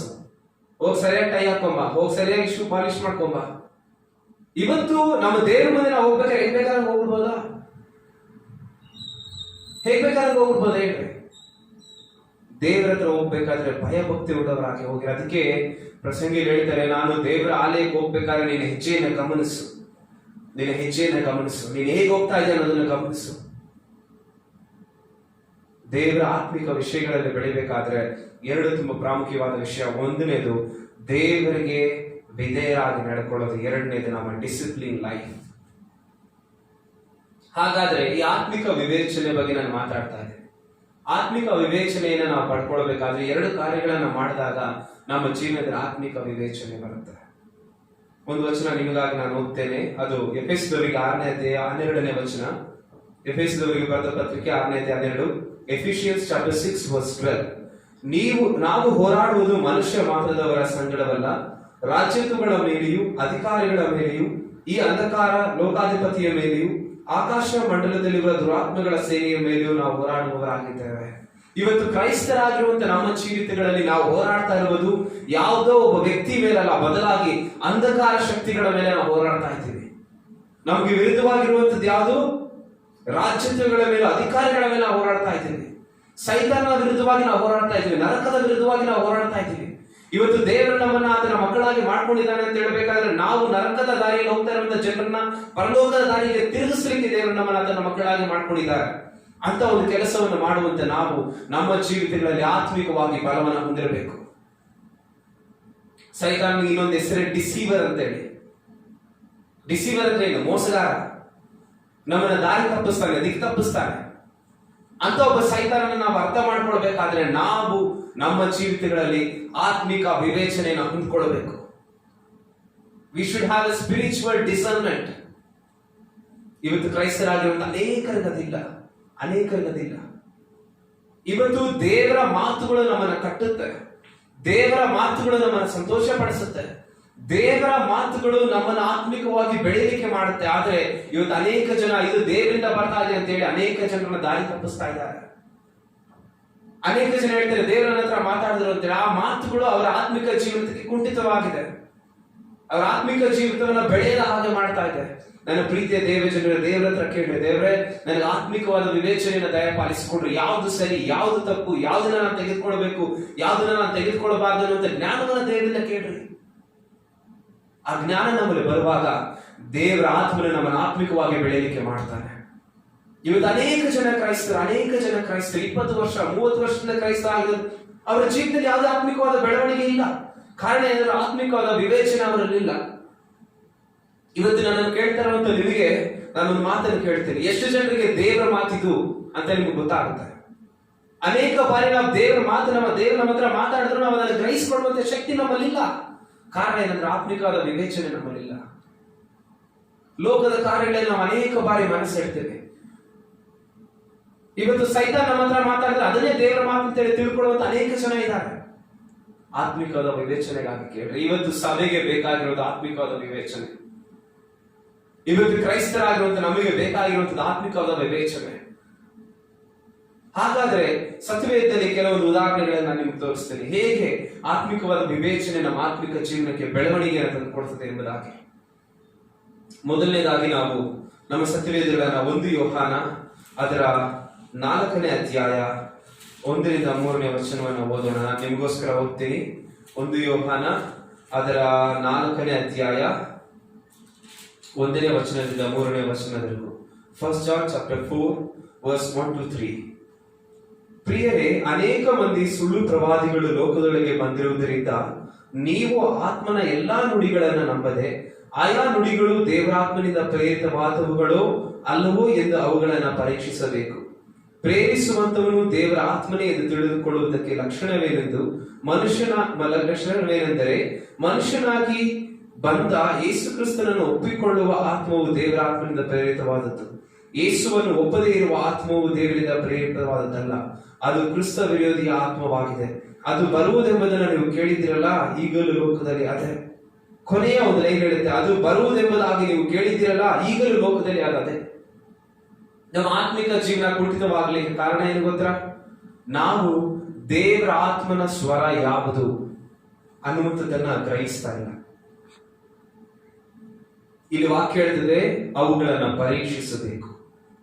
ಇವತ್ತು ದೇವರ ವಾಕ್ಯವನ್ನು ಕೇಳಿದ ತಕ್ಷಣ ನಾವು ಅದನ್ನು ಪರೀಕ್ಷಿಸಬೇಕು. ಇವತ್ತು ಅನೇಕ ಜನ ಈ ಒಂದು ಕಾರಣಕ್ಕೆ ಬಿದ್ದೋಗಿ ತಮ್ಮ ಆತ್ಮಿಕ ಜೀವನದಲ್ಲಿ ಬೆಳವಣಿಗೆಯನ್ನು ಕಾಣ್ತಾ ಇಲ್ಲ. ಇವತ್ತು ದೇವರ ವಾಕ್ಯವನ್ನ ನೀವು ಓದ್ತಾ ಇದ್ದೀರಾ, ಸಂತೋಷ. ದೇವರ ವಾಕ್ಯವನ್ನ ಓದ್ಬೇಕು. ಕ್ರೈಸ್ತರಾಗಿರುವಂತ ನಮಗೆ ಬಲಾನೇ ಅದು, ದಟ್ ಈಸ್ ಆ ಸ್ಟ್ರೆಂತ್. ಅದನ್ನ ಓದ್ಬೇಕು, ಅದನ್ನ ಅರ್ಥ ಮಾಡ್ಕೊಳ್ಲಿಕ್ಕೆ ದೇವರ ಆತ್ಮನ ಕೇಳಬೇಕು. ಹೌದು, ದೇವರು ನಮಗೆ ಸಹಪಾಲಕರನ್ನ ಇಟ್ಟಿದ್ದಾರೆ, ಅನೇಕ ಸತ್ಯವೇದ ಶಾಸ್ತ್ರಜ್ಞರನ್ನ ಇಟ್ಟಿದ್ದಾರೆ. ಅದೆಲ್ಲ ಮುಖ್ಯನೇ, ಅದೆಲ್ಲ ನಮಗೆ ಬೇಕು. ಆದ್ರೆ ಅದೆಲ್ಲದಕ್ಕಿಂತ ಮುಖ್ಯವಾಗಿ ನೀವು ಪವಿತ್ರಾತ್ಮನನ್ನು ಕೇಳಬೇಕು. ಪವಿತ್ರಾತ್ಮನೇ, ನನಗೆ ವಾಕ್ಯಗಳನ್ನ ಅರ್ಥ ಮಾಡ್ಕೊಳ್ಳಿಕ್ಕೆ ಸಹಾಯ ಮಾಡಿ. ಇವತ್ತು ಅನೇಕ ಜನ ದೇವರ ವಾಕ್ಯವನ್ನ ಇಟ್ಟು ಅನೇಕ ತಪ್ಪು ಬೋಧನೆಗಳನ್ನ ಮಾಡ್ತಾ ಇದ್ದಾರೆ. ಹೋಮಿಲೆಟಿಕ್ಸ್ ಪ್ರಸಂಗ ಶಾಸ್ತ್ರ ನೀವು ನೋಡ್ಬೇಕಾದ್ರೆ ಅಲ್ಲಿ 2 ಪದಗಳಿದೆ. ಒಂದು ಹರ್ಮಲೆಟಿಕ್ಸ್ ಮತ್ತೆ ಹೋಮಿಲೆಟಿಕ್ಸ್. ಹರ್ಮಲೆಟಿಕ್ಸ್ ಅಂತ ಹೇಳ್ಬೇಕಾದ್ರೆ ನಾವು ಪ್ರಸಂಗ ಮಾಡಬೇಕಾದ್ರೆ ಉಪಯೋಗಿಸುವಂತ ಕೆಲವೊಂದು ಅಂಶಗಳು. ಹೋಮಿಲೆಟಿಕ್ಸ್ ಅಂತ ಹೇಳ್ಬೇಕಾದ್ರೆ ಹೇಗೆ ನಾವು ಪ್ರಸಂಗ ಮಾಡ್ತೀವಿ ಅಂತ ಹೇಳಿ ಅದ್ರಲ್ಲಿ ನೀವು ನೋಡ್ಬೇಕಾದ್ರೆ ಐಸಿಜಿಸಿಸ್ ಎಕ್ಸಿಜಿಸಿಸ್ ಅಂತಾರೆ. ಐಸಿಜಿಸಿಸ್ ಅಂತ ಹೇಳ್ಬೇಕಾದ್ರೆ ನನಗೆ ಏನ್ ಬೇಕೋ ಅದನ್ನ ನಾನು ಸತ್ಯವೇದದ ಮೂಲಕ ನಿಮ್ಗೆ ಹೇಳೋದು. ಐಸಿಜಿಸಿಸ್ ಅಂತ ಹೇಳ್ಬೇಕಾದ್ರೆ ನನಗೇನು ಬೇಕೋ ಅದನ್ನ ನಾನು ಸತ್ಯವೇದದ ಮೂಲಕ ನಿಮಗೆ ಹೇಳೋದು. ಎಕ್ಸಿಜಿಸಿಸ್ ಅಂತ ಹೇಳ್ಬೇಕಾದ್ರೆ ಸತ್ಯವೇದ ನನಗೇನು ಹೇಳುತ್ತೋ ಅದನ್ನ ನಾನು ನಿಮಗೆ ಹೇಳೋದು. ಇವತ್ತು ತುಂಬಾ ಜನ ಇದನ್ನ ಮಾಡ್ತಾ ಇಲ್ಲ. ಹಾಗಾಗಿ ದೇವರ ವಾಕ್ಯದ ಸಾರವನ್ನು ನಾವು ಪಡ್ಕೊಳ್ಳಿಕ್ಕೆ ಆಗ್ತಾ ಇಲ್ಲ. ದೇವರ ವಾಕ್ಯದ ಸಾರವನ್ನು ನಾವು ಪಡ್ಕೊಳ್ಳಿಕ್ಕೆ ಆಗ್ತಾ ಇಲ್ಲ. ಇವತ್ತು ಕ್ರೈಸ್ತರಾಗಿರುವಂತ ನಾವು ದೇವರ ವಾಕ್ಯಗಳನ್ನ ಕೇಳಬೇಕಾದ್ರೆ ದೇವರ ಆತ್ಮನ ವಿವೇಚನೆಯನ್ನು ಕೇಳ್ರಿ. ಇದು ಸರಿನಾ ತಪ್ಪ ಎಂಬುದಾಗಿ ಪರೀಕ್ಷಿಸುವುದನ್ನು ನಾವು ಕಲ್ತ್ಕೊಳ್ಬೇಕು. ಅದು ಯಾವಾಗ ಆಗುತ್ತೆ ಅಂದ್ರೆ ದೇವರ ಆತ್ಮನ ವಿವೇಚನೆ ನಮ್ಮಲ್ಲಿದ್ದಾಗ, ಆತ್ಮಿಕ ವಿವೇಚನೆ ನಮ್ಮಲ್ಲಿದ್ದಾಗ ಇದಾಗುತ್ತೆ. ಅದಕ್ಕೋಸ್ಕರವಾಗಿ ನಾವು ಈ ದಿನ ದೇವರ ವಾಕ್ಯವನ್ನು ಕೇಳೋಣ. ಒಂದು ಚಿಕ್ಕ ಉದಾಹರಣೆಯನ್ನು ಕೊಡ್ತೀನಿ ನಾನು ನಿಮಗೋಸ್ಕರ. ಒಂದು ಸಮಯದ 16ನೇ ಅಧ್ಯಾಯ ಅದರ 7ನೇ ವಚನ. ನಾವೆಲ್ಲರೂ ನಮ್ಮ ಸತ್ಯವೇದಿಗಳನ್ನು ತಿರುಗಿಸಿಕೊಳ್ಳೋಣ. 1 ಸಮುವೇಲ 16ನೇ ಅಧ್ಯಾಯ ಅದರ 7ನೇ ವಚನ. 16ನೇ ಅಧ್ಯಾಯ 7ನೇ ವಚನ ಈ ರೀತಿಯಾಗಿ ಹೇಳ್ತದೆ. ಆದರೆ ಯೆಹೋವನು ಸಮುವೇಲನಿಗೆ, ನೀನು ಅವರ ಚೆಲುವಿಕೆಯನ್ನು ನೀಳವನ್ನು ನೋಡಬೇಡ, ನಾನು ಅವನನ್ನು ತಳ್ಳಿಬಿಟ್ಟಿದ್ದೇನೆ. ಯೆಹೋವನು ಮನುಷ್ಯರಂತೆ ಹೊರಗಿನ ತೋರಿಕೆಯನ್ನು ನೋಡದೆ ಹೃದಯವನ್ನೇ ನೋಡುವವನಾಗಿದ್ದಾನೆ ಅಂದನು. ಇಲ್ಲಿ ದೇವರು ಸೌಲನನ್ನ ಅರಸುತನದಿಂದ ತೆಗೆದುಹಾಕಿದ ಮೇಲೆ ದೇವರು ದಾವೀದನನ್ನ ಆರಿಸಿಕೊಳ್ಳಿಕ್ಕೋಸ್ಕರ ತನ್ನ ಸೇವಕನಾದ ಸಮುವೇಲನಿಗೆ ಹೇಳ್ತಾ ಇದ್ದಾರೆ, ನೀನು ಹೋಗು, ಇಷಯನ ಮನೆಯಲ್ಲಿ ಅವನ ಒಬ್ಬ ಮಗನನ್ನ ನಾನು ಅರಸನ್ನಾಗಿ ನೇಮಿಸಿಕೊಂಡಿದ್ದೇನೆ. ಅವಾಗ ಅಲ್ಲಿ ನೋಡ್ತೀವಿ, ಇಷಯನ ಮಕ್ಕಳಲ್ಲಿ ಅಭಿನಾದಾಬನನ್ನ ಕರೆಸ್ತಾರೆ. ದೊಡ್ಡವನ ಅಭಿನಾದಾಬ. ಅವನು ಬಂದ ತಕ್ಷಣ ಸಮಯ ಅನ್ಕೊಂತಾರೆ, ಓ ಇವನೇ ದೇವರಿಂದ ಆರಿಸಲ್ಪಟ್ಟ ಅರಸನು. ಯಾಕೆ? ಅವನು ಬಲವುಳ್ಳವನಾಗಿದ್ದ, ಎತ್ತರಕ್ಕಿದ್ದ, ಅವನಲ್ಲಿ ಎಲ್ಲ ಅಂದ ಚಂದಗಳಿತ್ತು. ದೇವರು ಹೇಳಿದ ಸಮಯದಲ್ಲಿ ಇವನಲ್ಲ. ಎರಡನೇ ಅವನ ಕರೆಸ್ತಾ ಇದ್ದಾನೆ, ಶಮ್ಮ. ಅವನ ಕೂಡ ದೇವರು ಇವನಲ್ಲ ಅಂತ. ಸಮಯದಲ್ಲಿ ದೇವರು ಹೇಳ್ತಾರೆ, ನೀನು ಹೊರಗಿನ ತೋರಿಕೆಯನ್ನು ನೋಡ್ತಾ ಇದ್ದೀರಿ, ಆದ್ರೆ ದೇವರು ನಮ್ಮ ಹೃದಯವನ್ನ ನೋಡುವಂತವನಾಗಿದ್ದಾನೆ. ಹಲ್ಲೆಲೂಯಾ. ದೇವರ ಹೃದಯವನ್ನ ನೋಡ್ತಾನೆ. ಇವತ್ತು ಕ್ರೈಸ್ತರಾಗಿರುವಂತ ನಾವು ನಮ್ಮ ಪರಿಸ್ಥಿತಿಗಳನ್ನ ನಾವು ಗಮನಿಸಬೇಕಾದ್ರೆ ಯಾವ ರೀತಿಯಾಗಿ ನಾವು ಅದನ್ನ ಗಮನಿಸ್ತೀವಿ? ಯಾವ ರೀತಿಯಾಗಿ ನಾವು ಗಮನಿಸ್ತೀವಿ? ಇವತ್ತು ನಮ್ಮ ಮನೇಲಿ ಒಂದು ಕಷ್ಟ ಬಂತಂದ್ರೆ ನಾವು ಯಾವ ರೀತಿಯಾಗಿ ಯೋಚನೆ ಮಾಡ್ತೀವಿ? ನಾನು ನಿಮ್ಗೆ ಹೇಳ್ತೀನಿ, ಕ್ರೈಸ್ತರಾಗಿರುವಂತ ನಾವು ದೇವರನ್ನ ನಮ್ಮ ಜೊತೆಲಿ ಇಟ್ಕೊಂಡು ನಾವು ಯೋಚನೆ ಮಾಡ್ಬೇಕು. ಯಾವಾಗ ದೇವರನ್ನ ನಾವು ಜೊತೆಲಿ ಇಟ್ಕೊಂಡು ಯೋಚನೆ ಮಾಡ್ತೀವೋ ದೇವರು ಆ ಪರಿಸ್ಥಿತಿನ ಹೇಗೆ ನೋಡ್ತಾರೆ ಅನ್ನೋದನ್ನ ನಾವು ಅರ್ಥ ಮಾಡ್ಕೊಳ್ತೀವಿ. ದೇವರು ಆ ಪರಿಸ್ಥಿತಿನ ಹೇಗೆ ನೋಡ್ತಾರೆ ಅನ್ನೋದನ್ನ ಅರ್ಥ ಮಾಡ್ಕೊಳ್ತೀವಿ.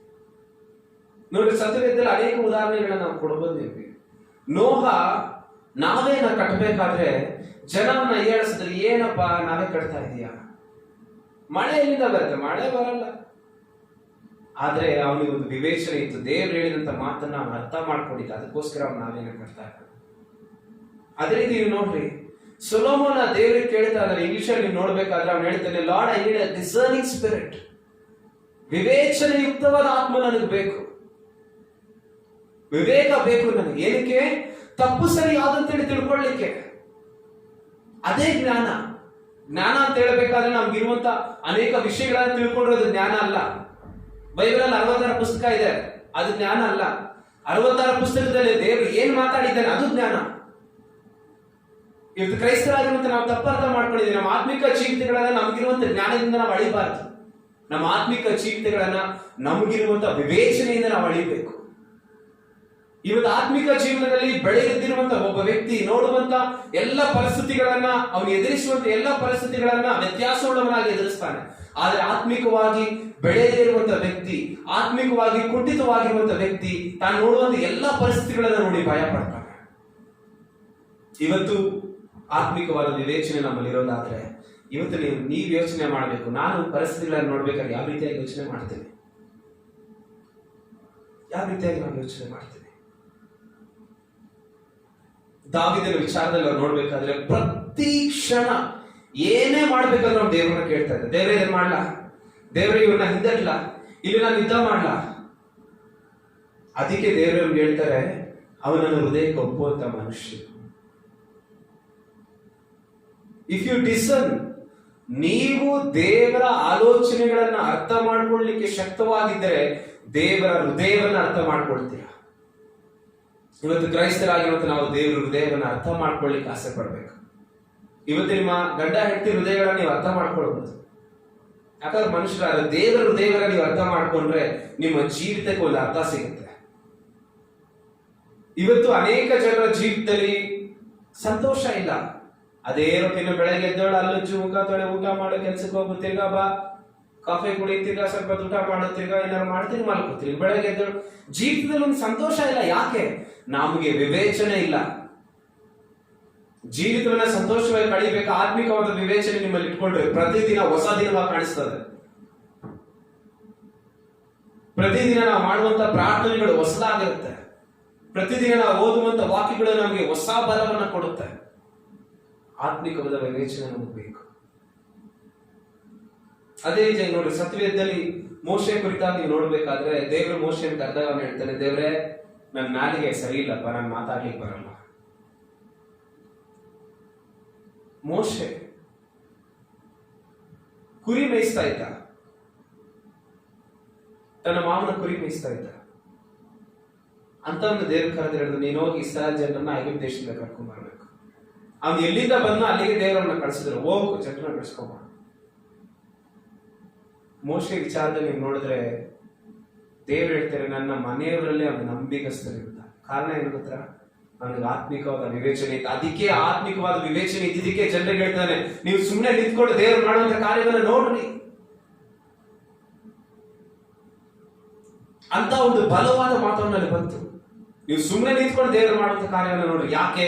ಅವನಿಗೆ ದೇವರ ಹೃದಯ ಅರ್ಥವಾಗಿತ್ತು, ದೇವರ ಕಾರ್ಯಗಳ ಅರ್ಥವಾಗಿತ್ತು. ಇವತ್ತು ಅನೇಕ ಜನ ನಾವು ಇಸ್ರಾಯೇಲರ ಹಾಗೆ ಇದ್ದೀವಿ, ಗುಣಗುಡ್ತೀವಿ ಎಲ್ಲದಕ್ಕೂ. ದೇವರು ನಮ್ಮನ್ನ ಆಗಿರ್ಬೇಕಂತ ಆಸೆ ಪಡಲ್ಲ. ದೇವರು ನಾವು ಬೆಳೆದು ನಾಯಕತ್ವವನ್ನು ತೆಗೆದುಕೊಳ್ಬೇಕಂತ ಆಸೆ ಪಡ್ತಾರೆ. ನಿಮ್ಮ ಕುಟುಂಬದ ನಾಯಕತ್ವನ ನೀವು ತೆಗೆದುಕೊಳ್ಬೇಕು, ಆತ್ಮಿಕ ನಾಯಕತ್ವನ ನೀವು ವಹಿಸ್ಬೇಕಂತ ಆಸೆ ಪಡ್ತಾರೆ. ಇವತ್ತು ನೋಡ್ತಾ ಇರುವಂತ ನಿಮ್ಮೆಲ್ಲರಿಗೂ ಹೇಳೋದಿಲ್ಲ ಅಂತಾನೆ, ನೀವು ಇರುವಂತ ಸ್ಥಳಗಳಲ್ಲಿ ದೇವರು ನಿಮ್ಮನ್ನ ಆತ್ಮಿಕ ನಾಯಕರಾಗಿ ಇರ್ಲಿಕ್ಕೆ ಇಷ್ಟಪಡ್ತಾರೆ. ಅದಕ್ಕೋಸ್ಕರವಾಗಿ ನಾವೇನ್ ಮಾಡಬೇಕು? ಆತ್ಮಿಕವಾದ ವಿವೇಚನೆಯನ್ನು ಹೊಂದ್ಕೊಳ್ಳಿಕ್ಕೆ ನಾವು ಯಾವಾಗಲೂ ಸಿದ್ಧವಾಗಿರ್ಬೇಕು. ನೋಡ್ರಿ, ಒಂದು ವಚನ ಓದೋಣ ನಾವು. ಫಿಲಿಪಿ ಅವರಿಗೆ ಬರೆದ ಪತ್ರಿಕೆ ಅದರ 1ನೇ ಅಧ್ಯಾಯ 10 ಮತ್ತು 11ನೇ ವಚನಗಳನ್ನ ನಿಮಗಾಗಿ ಓದ್ತೇನೆ, ಕೇಳಿಸ್ಕೊಳ್ರಿ. ಫಿಲಿಪಿ ಅವರಿಗೆ ಬರೆದ ಪತ್ರಿಕೆ 1ನೇ ಅಧ್ಯಾಯ 10 ಮತ್ತು 11 ವಚನಗಳು. Philippians chapter 1 versus 10 and 11. ನೀವು ಪ್ರೀತಿಯಲ್ಲಿ ಹೆಚ್ಚುತ್ತಾ ಪೂರ್ಣ ಜ್ಞಾನ ವಿವೇಕಗಳಿಂದ ಕೂಡಿ ಉತ್ತಮ ಕಾರ್ಯಗಳು ಯಾವುವೆಂದು ನೀವು ವಿವೇಚಿಸುವರಾಗಬೇಕೆಂತಲೂ, ಕ್ರಿಸ್ತನು ಬರುವ ದಿನದಲ್ಲಿ ನೀವು ಸರಳರಾಗಿಯೂ ನಿರ್ಮಲರಾಗಿಯೂ ಯೇಸು ಕ್ರಿಸ್ತನ ಮೂಲಕವಾಗಿರುವ ಸುನೀತಿ ಎಂಬ ಫಲದಿಂದ ತುಂಬಿದವರಾಗಿಯೂ ಕಾಣಿಸಿಕೊಂಡು ದೇವರಿಗೆ ಘನತೆಯನ್ನ ಸ್ತೋತ್ರವನ್ನ ತರಬೇಕೆಂತಲೂ ಬೇಡಿಕೊಳ್ಳುತ್ತೇನೆ. ಇಲ್ಲಿ ಪೌಲನು ಫಿಲಿಪಿ ಸಭೆಗೆ ಹೇಳ್ತಾ ಇದ್ದಾನೆ, ನೀವು ಪ್ರೀತಿಯಲ್ಲಿ ಹೆಚ್ಚುತ್ತಾ ಪೂರ್ಣ ಜ್ಞಾನ ವಿವೇಕಗಳಿಂದ ಕೂಡಿ ಉತ್ತಮ ಕಾರ್ಯಗಳು ಯಾವುವೆಂದು ವಿವೇಚಿಸುವರಾಗಬೇಕೆಂತಲೂ, ಉತ್ತಮ ಕಾರ್ಯಗಳು ಯಾವುವೆಂದು ವಿವೇಚಿಸುವರಾಗಬೇಕೆಂತಲೂ. ಇವತ್ತು ಸಭೆಯಾಗಿರುವಂತ ನಾವು ವಿವೇಚಿಸಬೇಕು, ವಿವೇಚನೆ ಹೊಂದ್ಕೊಳ್ಬೇಕು. We should have a discerning spirit. ಆಗ ಮಾತ್ರವೇ ನಮ್ಮ ಸಭೆ ಬಲಗೊಳ್ಳುತ್ತೆ, ಆಗ ಮಾತ್ರವೇ ನಮ್ಮ ಕುಟುಂಬ ಬಲಗೊಳ್ಳುತ್ತೆ, ಆಗ ಮಾತ್ರವೇ ನಾವು ನೋಡುವಂತ ರೀತಿ ಬದಲಾಗುತ್ತೆ, ಆಗ ಮಾತ್ರವೇ ನಾವು ಆತ್ಮಿಕವಾಗಿ ಬಲ ಹೊಂದಲಿಕ್ಕೆ ಸಾಧ್ಯವಾಗುತ್ತೆ. ನೋಡಿ, ಇಲ್ಲಿ ವಾಕ್ಯ ಹೇಳುತ್ತೆ, ನೀವು ಪ್ರೀತಿಯಲ್ಲಿ ಹೆಚ್ಚುತ್ತಾ ಪೂರ್ಣ ಜ್ಞಾನ ವಿವೇಕಗಳಿಂದ ಕೂಡಿ ಉತ್ತಮ ಕಾರ್ಯಗಳು ಯಾವುವೆಂದು ವಿವೇಚಿಸುವರಾಗಬೇಕೆಂತಲೂ, ಕ್ರಿಸ್ತನು ಬರುವ ದಿನದಲ್ಲಿ ನೀವು ಸರಳರಾಗಿಯೂ ನಿರ್ಮಲರಾಗಿಯೂ ಯೇಸು ಕ್ರಿಸ್ತನ ಮೂಲಕವಾಗಿರುವ ಸುನೀತಿ ಎಂಬ ಫಲದಿಂದ ತುಂಬಿದವರಾಗಿಯೂ ಕಾಣಿಸಿಕೊಂಡು ದೇವರಿಗೆ ಘನತೆಯನ್ನ ಸ್ತೋತ್ರವನ್ನು ತರಬೇಕೆಂತ ಬೇಡಿಕೊಳ್ಳುತ್ತೇವೆ. ಯಾವಾಗ ನಾವು ದೇವರಿಗೆ ಮಹಿಮೆ ತರ್ತೀವಿ, ಯಾವಾಗ ನಾವು ದೇವರಿಗೆ ಘನತೆಯನ್ನು ಸಲ್ಲಿಸ್ತೀವಿ ಅಂದ್ರೆ ನಮ್ಮ ಜೀವನದಲ್ಲಿ ಆತ್ಮಿಕ ವಿವೇಚನೆಯನ್ನು ನಾವು ಹೊಂದಿಕೊಂಡು ಅದರಿಂದ ಬರುವಂತ ನಿರ್ಧಾರಗಳನ್ನು ನಾವು ತೆಗೆದುಕೊಂಡು ನಮ್ಮ ಆತ್ಮಿಕ ಜೀವಿತಗಳನ್ನು ನಡೆಸುವಾಗ ನಮ್ಮ ಜೀವಿತದಲ್ಲಿ ಒಂದು ದೇವರಿಗೆ ಘನತೆಯನ್ನು ತರ್ತೀವಿ.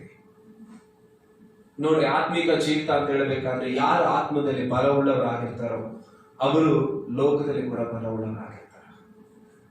ಯಾರು ಆತ್ಮಿಕ ವಿಷಯಗಳಲ್ಲಿ ಹೆಚ್ಚು ಸಮಯವನ್ನು ಕಳೀತಾರೋ ಅವರು ಲೋಕದಲ್ಲಿ ಮಾಡುವಂತ ಎಲ್ಲಾ ಕೆಲಸಗಳು ಉತ್ತಮವಾಗಿರ್ತದೆ. ಯಾರು ಆತ್ಮಿಕ ವಿಷಯಗಳಲ್ಲಿ ಹೆಚ್ಚು ಪ್ರಾಧಾನ್ಯತೆಯನ್ನು ಕೊಡ್ತಾರೋ ಅವರ ಜೀವಿತದಲ್ಲಿ ಅವರು ಅನೇಕರ ಮುಂದೆ ನೀತಿವಂತರಾಗಿ ಕಾಣಿಸಲ್ಪಡ್ತಾರೆ. ಇವತ್ತು ನಮ್ಮ ಜೀವಿತಗಳನ್ನು ನಾವು ಪ್ರಶ್ನೆ ಮಾಡಿಕೊಳ್ಳೋಣ, ನಮ್ಮ ಆತ್ಮಿಕ ಜೀವಿತ ಯಾವ ಹಂತದಲ್ಲಿದೆ? ನಮ್ಮ ಸಭೆಯ ಮಕ್ಕಳು